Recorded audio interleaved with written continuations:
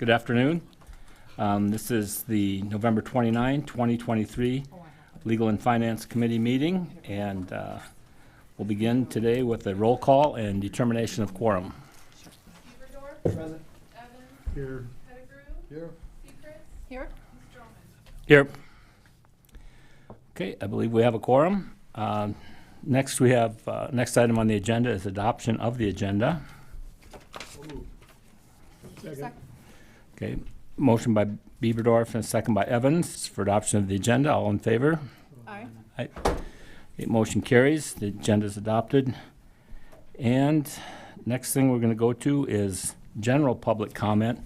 I have some speaker request forms. General public comment is a time for the members of the public to discuss or express concerns to the council on any issue not on the agenda.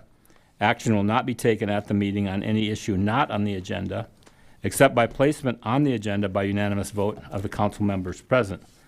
I have some speaker request forms for items 9 and 11, which we'll wait till we get to the consent items for those. But I have one for general public comment, and that's Mark Millar.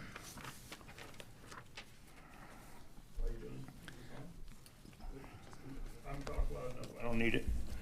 I was at the council meeting last Monday night.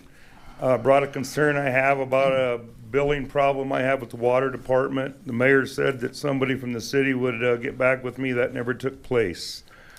I was about 10 minutes after your notice to disconnect my water when I paid my bill after 38 years of combined 38 years of service.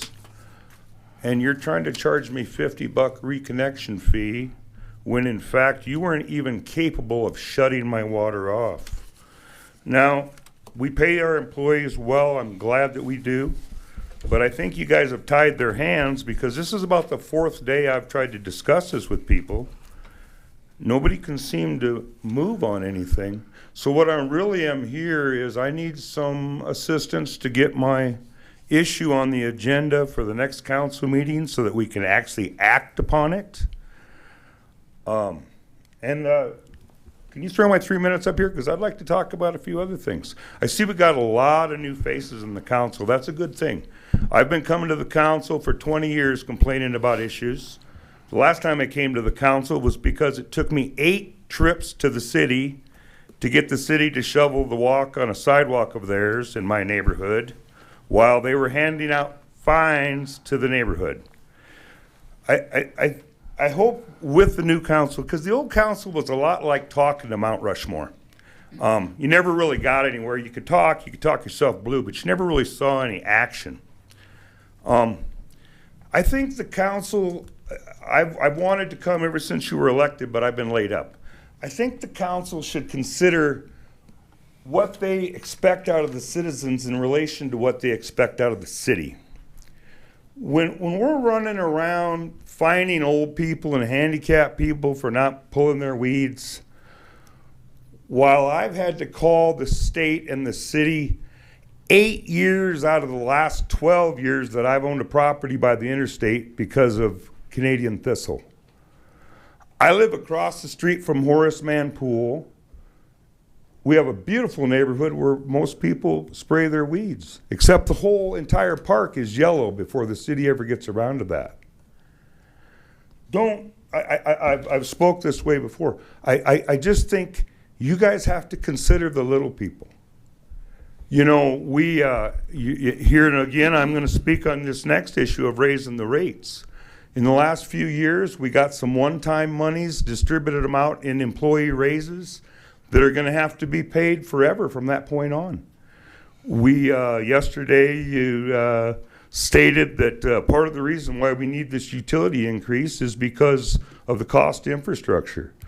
You guys are handing them TIFs out like they're Christmas baskets. That's just making me pay for 20 years that the developer isn't paying. I hear, and John Roberts said it yesterday, he's not here today, so I'll attack him. I keep hearing it on how we're going to restructure the use of the 2020 fund. I got an idea for you. Cancel it. return that additional 25% tax that the people of this city elected to pay for the goodness of this city back to the citizens who need it. 25% of this community lives in poverty. And you're still using an elective tax from 72 to collect 25% more above and beyond so we can build big boxes of air like a second arena to set empty with the lights on at 11 o'clock at night? Let's start thinking about the small people in this community. I'm disabled now. Your predatory water billing practice is out of line. I told John Roberts when I talked to him about it, I says, well, maybe we just need to get a judge to decide. If the council won't act, if people that the mayor says are going to contact me won't contact me, and if you've tied the hands of your clerks downstairs so they can't act, then we need a judge to decide whether you're doing business right or wrong. Thank you. Thank you. And that's all the speaker request forms that I have for general public comment. So I'm going to close general public comment and go to consent items 1 through 9. And I'm going to open public comment on items 1 through 9. And I have several speaker request forms. And the first one I'd call up is Stephen Eckrich.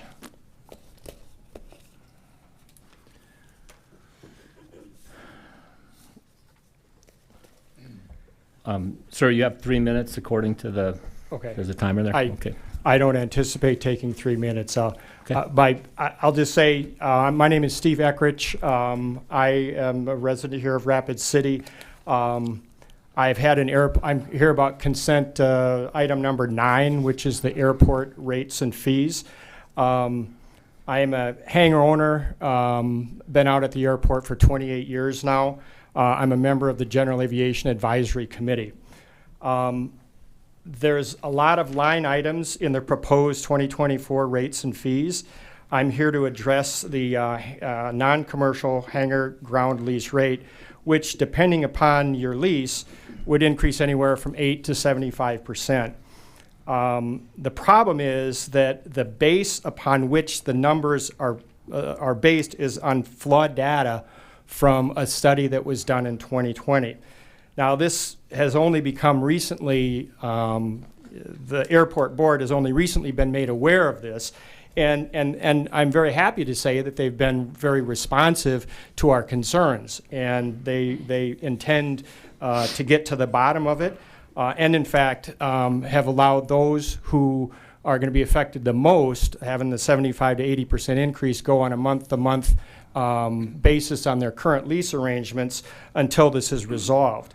I just bring it to your attention so that you and the city council, who sometimes get these consent item agendas that show up and they seem quite routine when there may be some significant underlying issues related to them, I'm confident that they're going to be addressed at the level of the airport board, and they're not going to have to come to your committee or anyone else. But I do think it's important for you to know that not everything that comes across on a consent agenda is indicative that everything is, hunky-dory and that sort of thing.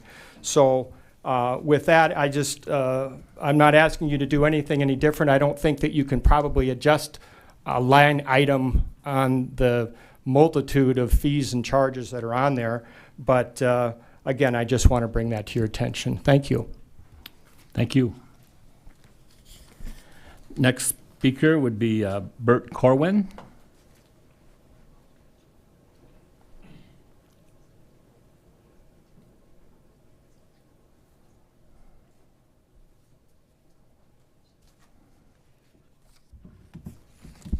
Thank you, Mr. Chairman. I'm speaking to item 9, rates and fees in regards to general aviation hangar fee rates. I've been involved in the airport for many years. I've leased space for hangar for 50 years. I'm past chairman of the airport board, I'm a member of the General Aviation Committee. We have had airport lease ground fee rates increase over the years. I think the airport has justified the increase. It's just my opinion. I think that the 80% increase, which is proposed now, is unreasonable, and so I think that should be adjusted to a more reasonable rate increase. Thank you. Thank you, Mr. Corwin.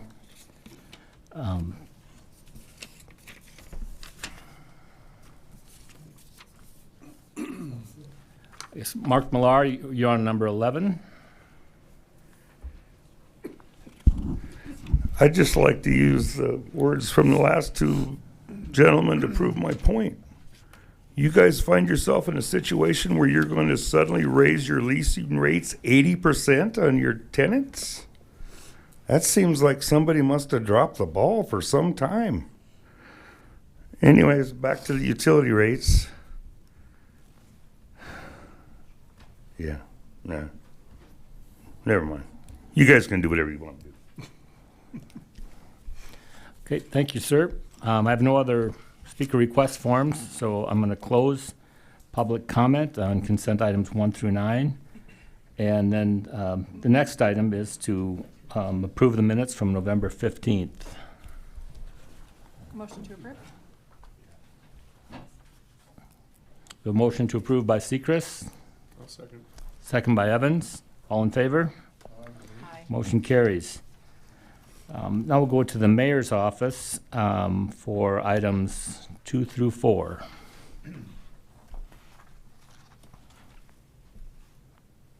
And do we have anybody from the mayor's office?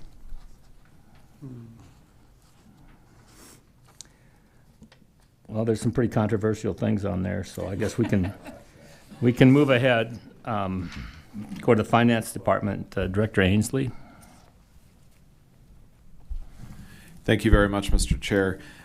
Number 5 is simply noting volunteers, and as always, they're noted in our minutes so that they are covered by our various workmen's compensation insurances. Item number 6 is a resolution that declares some property surplus at some AEDs from our fire department that need to be replaced, and so getting those out of our inventory. Number 7 is your October Treasury update and general fund update. Just to note, as of the end of October, your undesignated cash balance in the general fund was $3.3 million. If you look under the Treasury at the various investments that the city has, we do not have any of our investments that exceed the policy of 50% at any singular institution.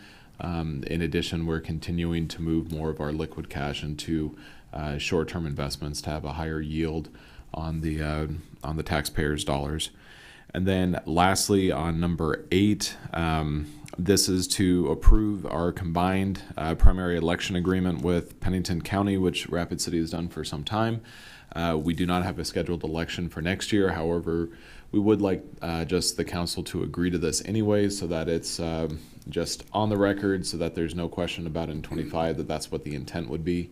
By combining the elections, it makes it easier on the residents, so that hopefully we can increase voter turnout for all the various different areas. And in addition, it does definitely reduce some of our overhead and some of our costs without having to purchase additional election equipment. Is there any questions? Move to approve 5 through 8. Second that. We got a motion to approve 5 through 8 by Evans and second by Bieberdorf. Should we also do 2 through Well, I'll do those next. All in favor? Aye. Okay, motion carries. And then do I have a motion on 2 through 4? 4? So moved. Second. Motion by Evans, second by Sechrist. All in favor on 2 through 4? Aye. Aye. Okay, motion carries. Next item we'll go to the airport for item number 9, and Director Dame. Mr. Chair, members of the council, we've got in front of you our annual rates and charges increase that are involved in running the airport. We did go through and make updates to that as are listed in your group. In terms of the discussion about the lease rates and the transition over to market rent, this is a process that's going to take us upwards of probably 20 more years to accomplish. We have the largest block of hangars that are going through at this point based on that increase. We've had, I believe, 7 new agreements that have already moved over to the rates that are here. And we've met with everybody 4 years ago to go through to predict the rates, but then also the rates have continued to CPI in the background. The request on this is to approve the rates and charges, approve the CPI that are there, and continue the process moving forward. So I'll stand for any questions. Thank you, Patrick. Any questions for Director Dame?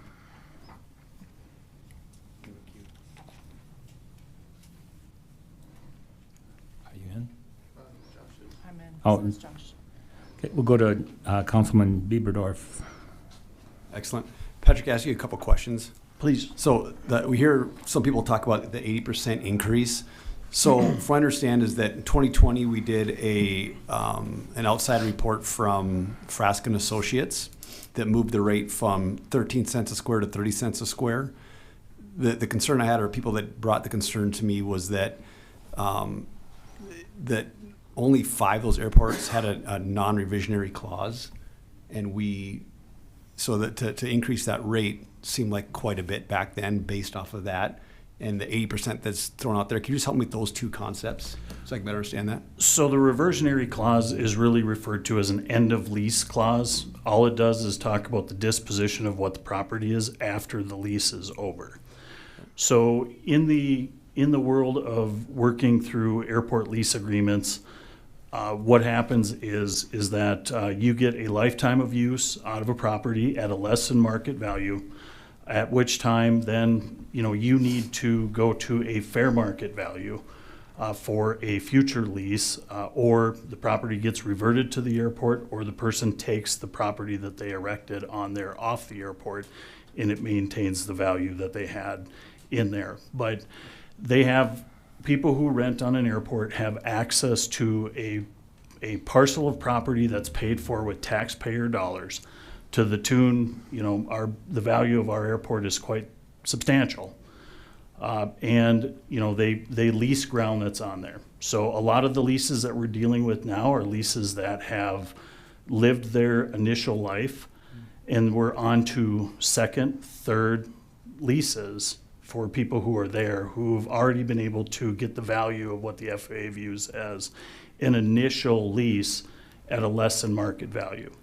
So in an effort to try and, again, make sure that we're getting appropriate rates and charges at the airport, we actually hired 2 different firms that were aviation appraisal firms to go through and appraise various different parcels on the airport and look at what a fair market value for those would be. Now, the statement in question comes from a summary report that Frasca wrote. In that summary report, the one thing that they don't get into is we're not talking about the initial lease now. We're talking about second and third leases that are involved in this. So they're still dealing with what could be an initial property lease, not someone who's getting a full value lease out of this. So as we look at what the change to this would be, and I can tell you that our attorney doesn't necessarily agree with Frasca's statement in there, because if Frasca's statement was true, wouldn't we be obligated to make sure then that the airport revert the hangar back if we're going to continue to give them a less than market rent? So based on that, in order to keep people here and have them go to a second or third lease, we should be charging fair market value. So the airport has gone really to a high degree to ensure that over the last several years, we're looking in our own backyard at our own rates and charges to ensure that we keep the airport as self-sustainable as possible. That's the airport grant assurance that we live under in this, that we sign every time we accept taxpayer dollars. So, I understand there's a jump in this, in that to get new leases, we need to go to a fair market value. But anytime you're going from a less than market value to a fair market value, there's going to be a jump in there. And, we have an obligation to be as self-sustainable as possible. We have an obligation to treat people equally that are similar situated. And we have to try and put together policy that allows us to manage that. So, all those go into the practice of how we need to be continuing to run this. So is it fair to say that we're kind of paying for the sins of the past, that we should have been graduating people up sooner than this 2020 study? And now we're getting a new baseline, and from here on out, it's going to be based off of CPI increase? Is that right? So we did have CPI previously, but you can take a less than market value, you can CPI it till the end of time, and you're still going to have a less than market value. So the reason why we can look at other airports and do a determination. The FAA doesn't tell us exactly how we have to do it.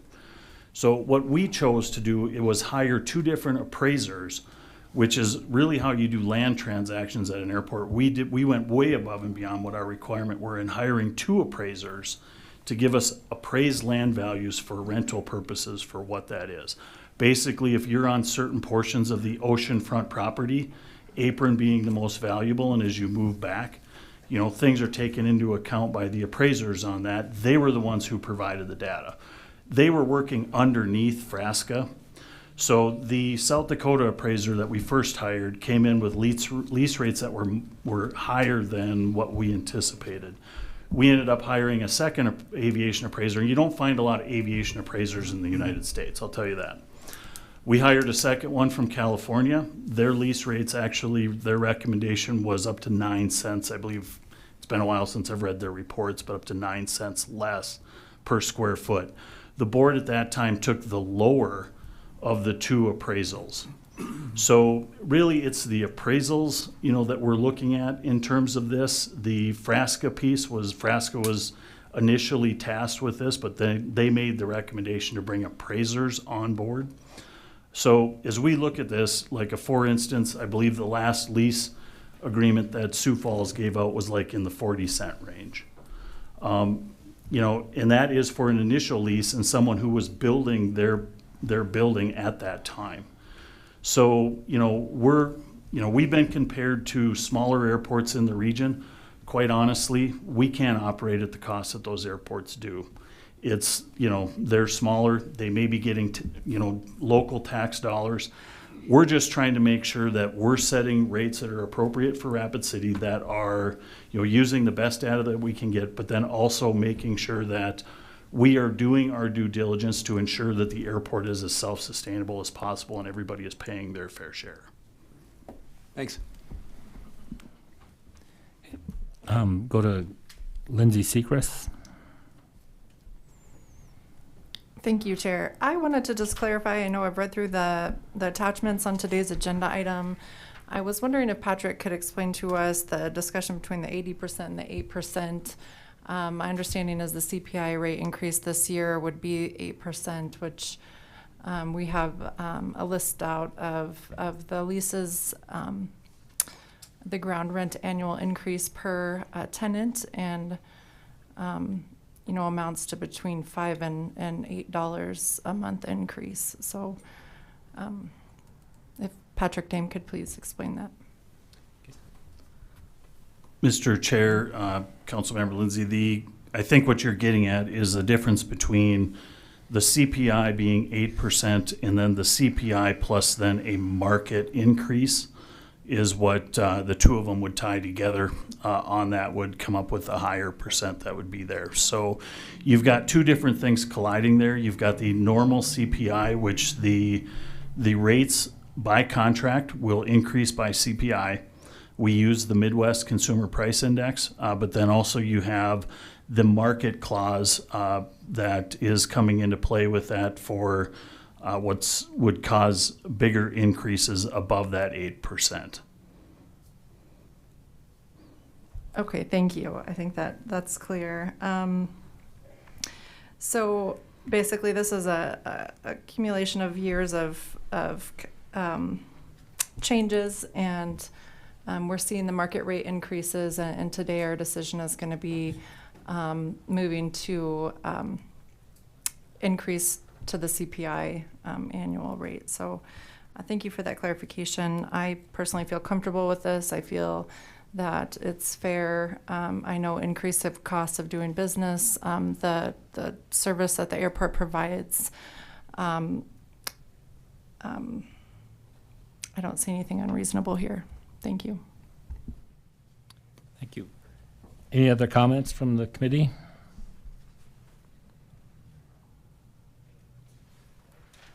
Okay, I'll look for a motion on number 9 then. Motion to approve? Motion to approve by Sechrist and a second by Evans. All in favor? Aye. All opposed? Motion carries. Next, we'll go to non-consent items 10 through 12, and I will open public comment on items 10 through 12. I guess, Mr. Millar, you're down for 11, but have you already spoken what you wanted to speak? No, yeah, you can go ahead. Okay. And so no other speaker request forms. I'm going to close public comment on non-consent items 10 through 12 and go to item number 10, which is introduction and first reading of ordinance number 6598, and ordinance regarding supplemental appropriation number 6 for 2023, and go to Finance Director Daniel Ainsley. Thank you very much, Mr. Chair.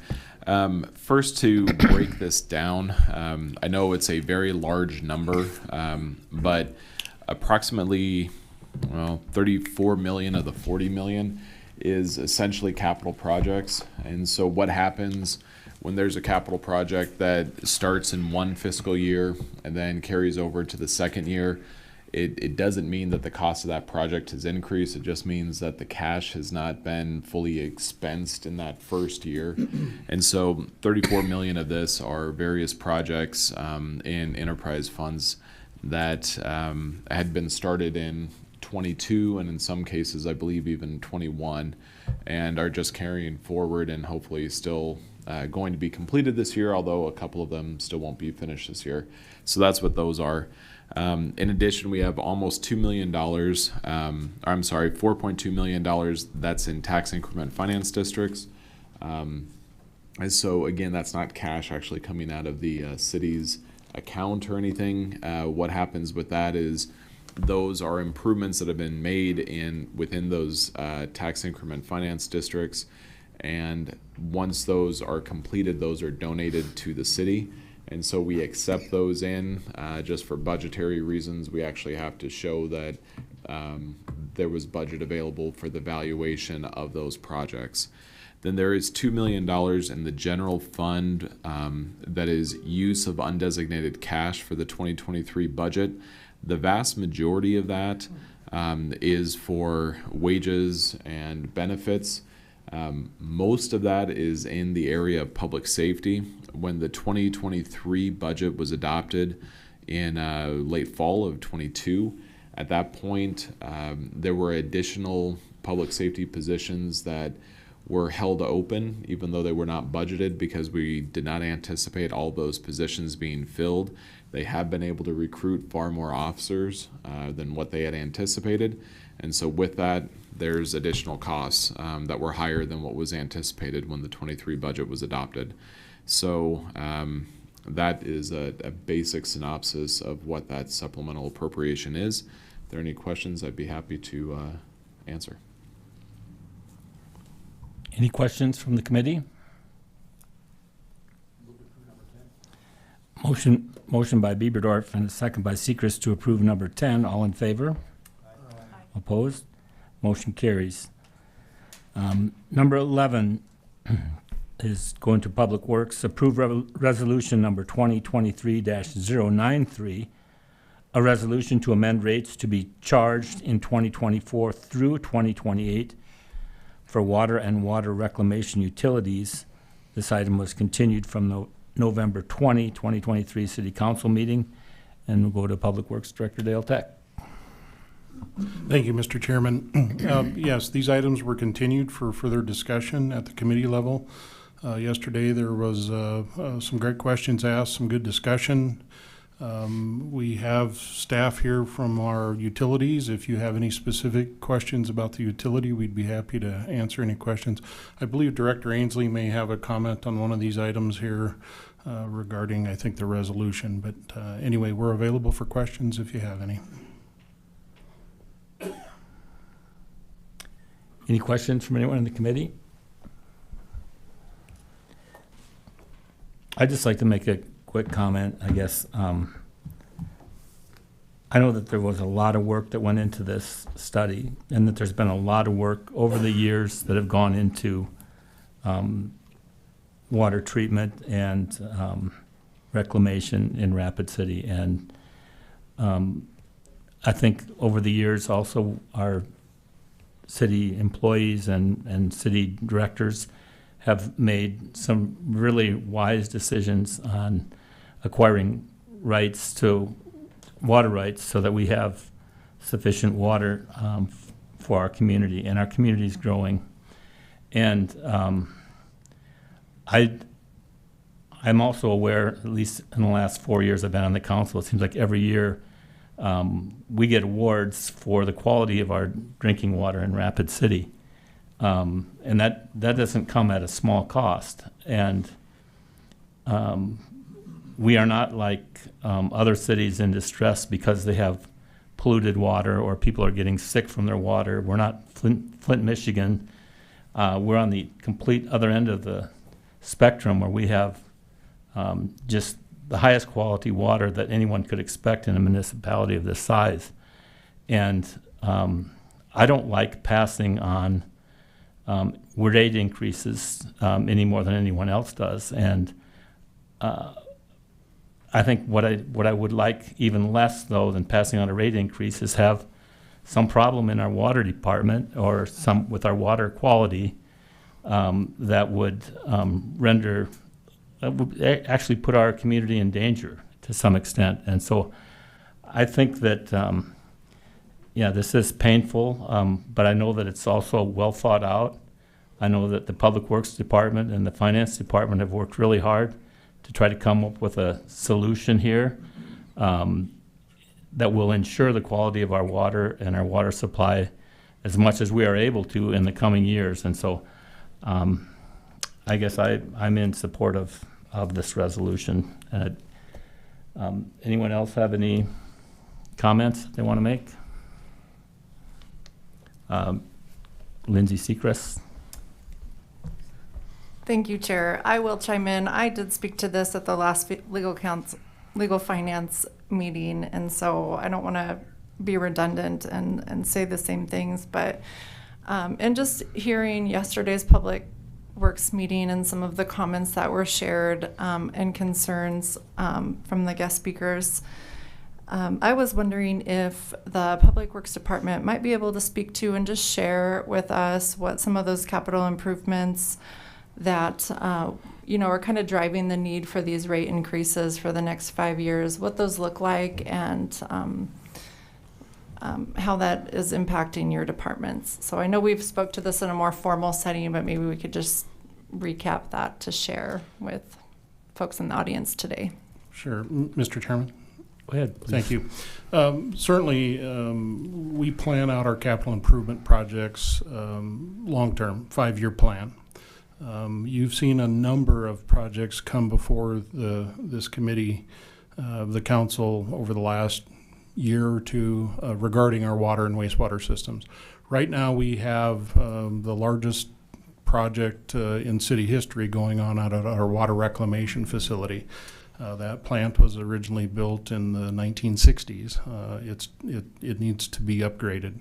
With regulatory compliance issues and just equipment is obsolete. You can't fix it anymore. Our folks from Water Reclamation have done an outstanding job of making sure that that plant has run all these years, has been in compliance with our regulatory permits. So these are big things that are facing us here in the future. And on the water side, same situation. We have a system that is in good shape. However, we do have a lot of aged infrastructure that we need to do continuous improvements to keep the quality of service that we provide to our customers, where it's at. And quite frankly, if we don't do these improvements now, we just defer them to the future and they become even more expensive and more critical. So it is painful. We completely understand that. However, we've got a system that covers 55 square miles. It's a big system, and various pressure zones and pump stations and lift stations on our sanitary side. So it's critical that we keep a very viable, good system, and that requires a lot of capital improvements. Thank you for that, Director Tech. Appreciate that. I know just as a community, we have a lot of geographical or considerations with the pump stations and cost of infrastructure that is unique to our area compared to other areas in South Dakota, and that can increase costs. And I know that's things that we're taking into consideration here.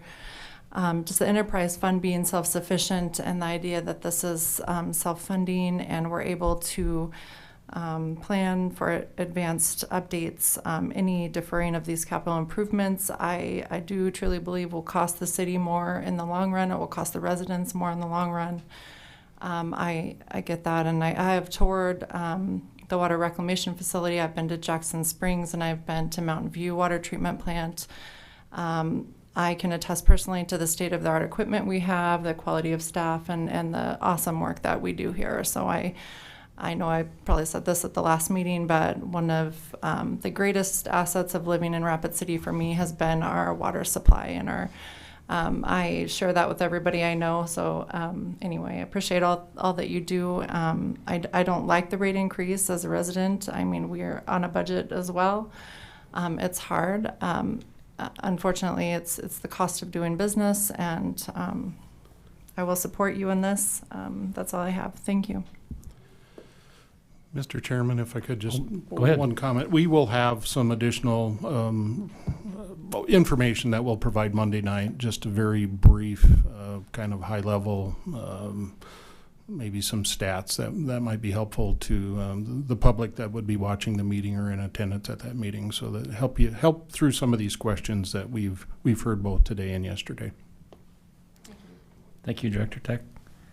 Any other comments from the committee? Oh, go to Josh Beaverdorf. Mr. Tech, can I ask you a quick question? Certainly. So last meeting we talked about Rapid Valley and the water system to them, but they do a portion of their own collection, I believe. Correct. I've fielded several calls from folks there asking why their rate's the same as our rate. Sure. Could you speak to that? Yeah, I believe it was 2 years ago, we entered into a new contract with Rapid Valley. They collect their sewage in their system and then discharge it to our system, which then we treat. They have 19 connections to our system, so they use a significant part of our collection system too. So for us to waive the cost of the collection component to the wastewater charge, all of our residents would have to pick that up. So it's really, Rapid Valley is paying their fair share of the use of our collection system too. They're on the downstream end of it. We've got a large project undergoing right now. It's the the Jolly Lane lift station bypass. We're extending gravity sewer because we will have capacity issues in the near future, not today. Certainly we're planning ahead, and Rapid Valley is a contributing factor to that. Certainly with them utilizing our collection system, our trunk system, that impacts our future ability to provide that service to everyone. So that's the reason. I've talked with Rusty Schmidt, Rapid Valley. We are going to sit down and we will take a look at that. Maybe there's a different proportional factor that we can decide upon. So anyway, that's under consideration. Thanks. Anything further from the committee? Sure. Go to Director Ainsley.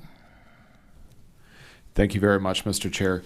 Sorry, this probably does sound off topic, and it is slightly, but I just want to make sure everyone is fully aware that the resolution actually has a couple additional changes that go beyond the utility rates.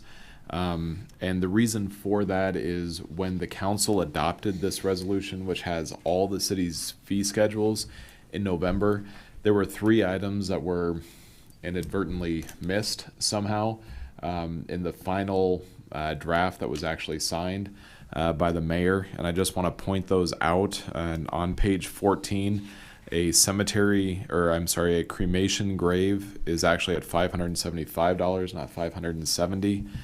And then on page 15, the Meadowbrook season passes were included twice. And so one section is being deleted, and then one section is being added or reinstated, and that's the Meadowbrook daily rates. Those were unfortunately inadvertently taken out. If we were to do those as a separate item, it would require publication again, and each time the schedule is published, it costs $3,000. So I apologize for bringing that to you now, but to avoid a $3,000 publication cost, we'd rather bring that up now. Okay, thank you, Director Ainsley. Any other comments from the committee? Do I have a motion on number 11? Motion to approve 11 and 12? Well, I think we're going to take 12. We'll do 12. Do we have to Yeah. be separate? Yeah. Sorry. Okay, motion to approve item number 11. We have a motion by Sechrist and a second by Evans to approve number 11. All in favor? Aye. All opposed? Motion carries. Then we'll go on to number 12, which is introduction and first reading of ordinance number 6596. An ordinance to revise the rates charged by the city's water utility by amending section 13.08.400 of the Rapid City Municipal Code. We'll go to Dale just for a quick follow-up on it, I guess. There we go. So I described this, I think, at our last round of presentations where the utility rates in 2017, they were referred. And really what was referred was taking the water rates out of ordinance and putting in a resolution. So there was an election held, and the result was that we needed to keep the water rates in ordinance. And so that's what we're doing here. We've got the water rates in ordinance where everything else is in the fee resolution, just as Mr. Ainsley had talked through the parks items as well as the water reclamation items. So that's the item in front of you. Same rates that we've discussed all along. It's just a different place for them. Thank you for that explanation, sir. Any comments from the committee? Move to approve 12. Motion to approve by Evans, second by Sechrist. All in favor? Aye. All opposed? Motion carries. Next item on the agenda is council members to discuss items regarding their committee assignments, updates. Anyone have anything they want to share at this time? If not, then I'll entertain a motion to adjourn. So moved. Second. Motion by Evans, second by Bieberdorf to adjourn. All in favor? Aye. Motion carries. We're adjourned.